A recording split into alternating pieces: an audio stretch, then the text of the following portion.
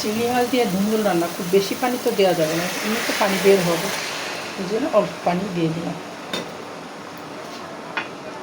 আর ধুন্দুল তো এমনি পানি বের হয়, যার কারণে বেশি পানি আর দেওয়া যাবে না, একটু ঢাকনা দিলেই ভরে যাবে পানিতে।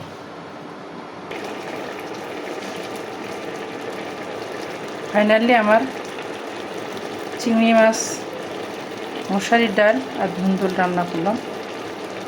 আমার বোন সবসময় এরকম করে রান্না করতো,